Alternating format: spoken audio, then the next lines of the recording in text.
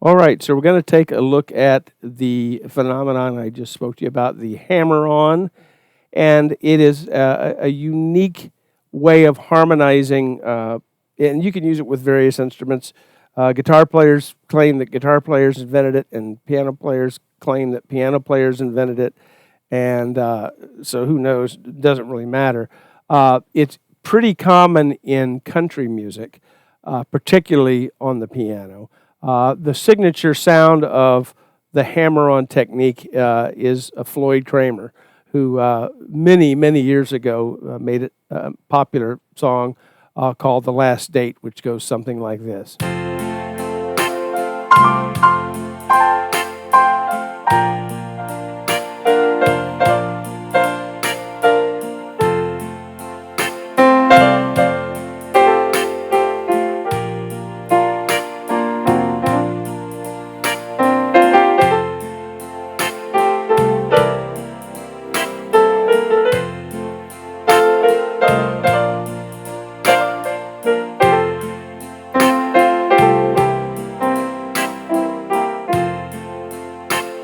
So you'll notice what's happening there is I'm adding in some harmony, but it almost sounds like a grace note. If you're a trained musician, you know what that is. And I guess technically, if you were going to write this out for a classical player to play, it would be a grace note. But it really is just a way of adding some harmony that distinctly gives the music you're playing a country sort of a flavor. Now, a general rule of thumb with harmony is that the melody of the song, which is the part, of course, that has the words or the part you would sing, the part that's familiar to everyone, that part must be always the top note of whatever harmony I might be playing on the piano or the keyboard or the organ or what have you.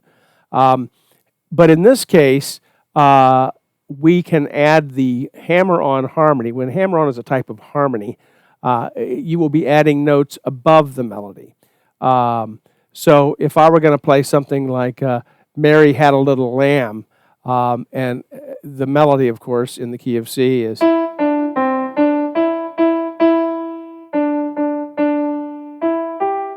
Well, that's a great tune. I could harmonize with it. Ordinarily, I could. Let's move up an octave here. So if I could harmonize with it below.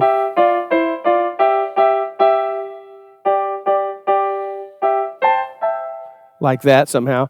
But what we're going to do now is the way a hammer-on works is we keep in mind the actual written note or the sung note of the song.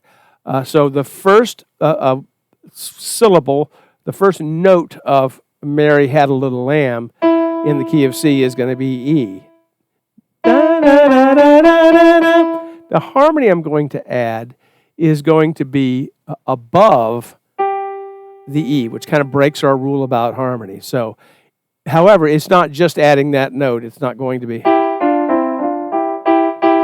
Because the general reason that the harmony notes need to be under the melody is because when the general public, not musicians necessarily, but when the general public hears a chord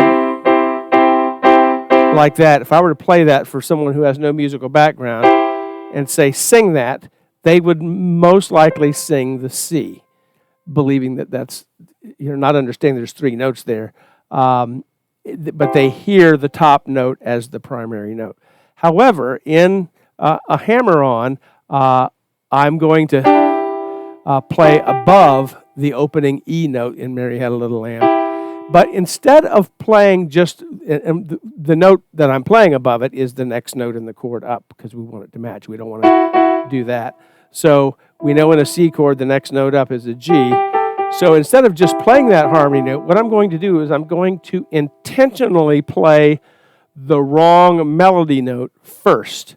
And I'm going, instead of playing an E, we generally go down a whole step. So a whole step down from E is D. Okay? So that obviously does not fit with Mary Had a Little Lamb. It's not even the right note. But we quickly move from that D to that E. Now, most of the people spend most of their time working on that timing because you don't want it too fast because then you can't hear it, and you don't want it too slow because it'll sound like you missed a note and then fixed it. You want it to sound stylistic. You can try it with any group of notes like that. Let's go up to F.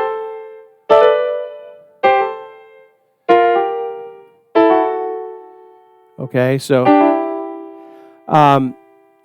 and the key is when I play the wrong note intentionally, in this case the D, I strike the G, the harmony note, at the same time as the D. When I correct the D and go to the E, I don't restrike the G. Let's do that again. Now I'm going to purposely do it too slow, which won't sound right, but I want you to be able to see it. See, that G's not moving. Let's speed it up.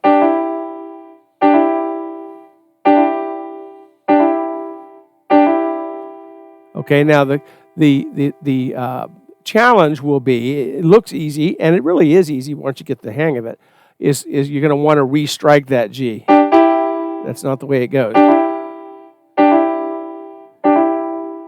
Okay, so that can be used really in any type of country music, but it's real noticeable on things like ballads because they're slow enough for you to hear that background.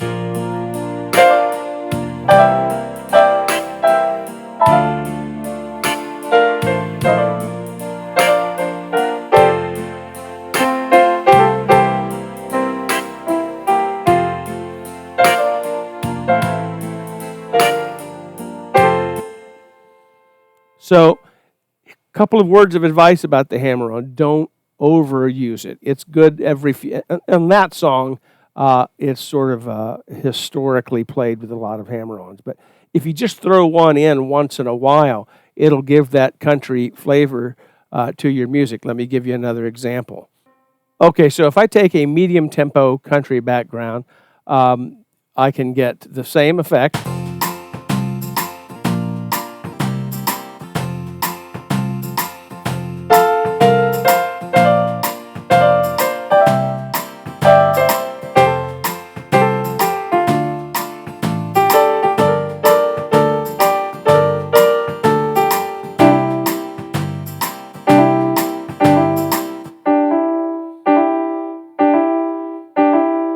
See, it's all it is, and it just something about it makes it sound very country. It can also be used with guitar sound. So here's a country guitar, so I can do the same sort of a thing.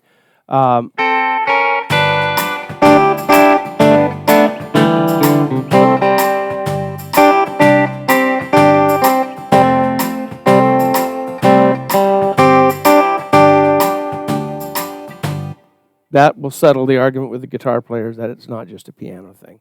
So it's a lot of fun. You got to practice it. And remember, you want to do it just occasionally, preferably on a note that's long enough, a half note, a whole note. It dresses it up a little bit and gives a little more, as I said, country flavor to it. If you try to do it on every note, it'll sound awful, and you probably won't be able to do it because it's hard to do too often. So just a little bit here and there will make it really nice. By the way, it also works pretty well in R&B ballads. You can try it there too, sort of like a grace note, but just a tiny bit of country or southern flavor to it. So try the hammer-on, practice it, see how you do. Try it with some chords that aren't all white keys. Try it with E flat or A flat or A, D, E. So it's just a matter of trying it in the different keys with the different combinations of white keys and black keys, and you'll get good at it. This is Tripp Harrison. Please like and subscribe. I'll see you on the next video.